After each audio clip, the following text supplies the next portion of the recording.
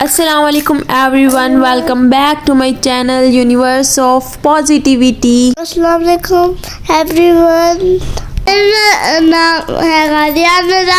हम साग के खेतों में घूमने आए हैं। आज तो बहुत सर्दी है।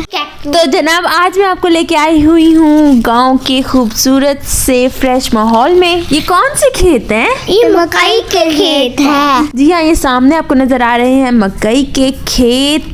मकई की जो फसल है उसकी छलियां बिल्कुल पक्के तैयार हो चुकी हैं। दूर दूर तक सिर्फ मकई के खेत ही नजर आ रहे हैं। इन छलियों को यहाँ से कर लिया जाएगा अलग। यहाँ आप देख सकते हैं कि किस तरह से छलियों को साफ करके रखा गया है। अभी इतना ही नहीं, अभी इसके ऊपर और मेहनत होगी और इसके जो दाने हैं बिल्कुल अलग कर दिए जाएंगे। ये दाने गुजारे जाएंगे फिर प्रिजर्वेशन के प्रोसेस से। इससे क्या होगा कि मकई को किया जा सकता है लंबे अरसे के लिए स्टोर। ये साइलेज बनाने वाली मशीन, और ये मशीन मैं लाइफ में फर्स्ट टाइम देख रही हूँ। साइलेज बेसिकली जानवरों की खुराक को कहा जाता है जो उनके लिए बहुत ज्यादा मुफीद होती है। यहाँ आपको दिखाते हैं कि ये मशीन काम किस तरह से करती है।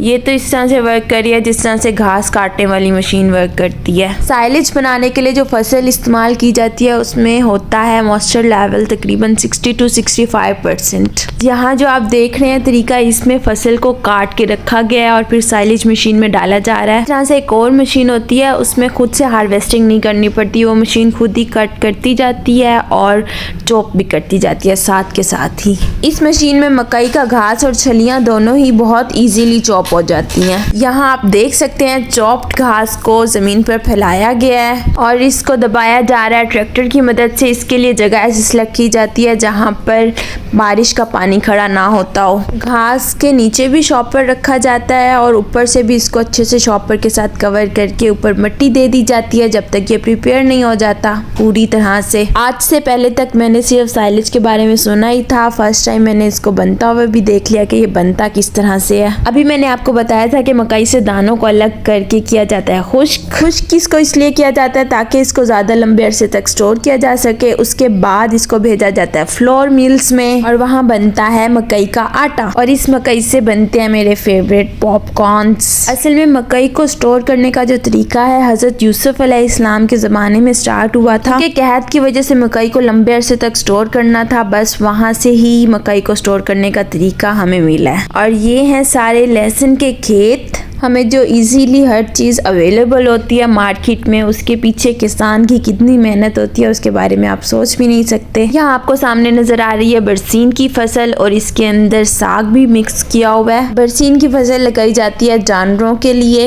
ये घास होता है जिसको खाते हैं हमारे जानवर। एक बार फिर से आ गई है लहसुन की फसल और इसके साइड्स पे लगाए गए हैं शलजम, फ्रेश और तरोताज़ा शलजम। यहाँ पे भी कोई फसल लगाई गई है लेकिन अभी ये बहुत ज़्यादा छोटी है और मुझे बिल्कुल भी आइडिया नहीं है कि किस चीज़ की फसल है। और अब आपको सामने नज़र आ रहे हैं केले के दरख्त। इन पे केले आजकल नहीं लगे हुए और इस तरह के दरख्त कुछ अर्सा पहले हमारी फैक्ट्री में भी उगे थे लेकिन उस पर केले नहीं लगे थे। वो खुद ब खुद ही फिर ख़त्म भी हो गए थे, पता नहीं क्यों। इंतहाई पुरसुकून माहौल है यहाँ पे और गाँव की ज़िंदगी का जो सबसे बड़ा फ़ायदा है ना वो यही है कि यहाँ पे शोर बिल्कुल नहीं होता। सामने आपको नज़र आ रहे हैं साग के खेत और अब दिसंबर का मंथ है तो साग तो जाहिर सी बात है होगा ही। इसके बाद हम चलते हैं आगे और आपको दिखाते हैं ईंटों की भट्टी जहाँ पे ईंटें पक्के तैयार की जाती हैं। बचपन में हमें डराया जाता था कि ये गुलबानों का घर है और अगर धुआं निकल रहा है तो इसका मतलब गुलबानों बच्चों को पका के खा रही है। ये सामने खजूर के दरख्त बड़े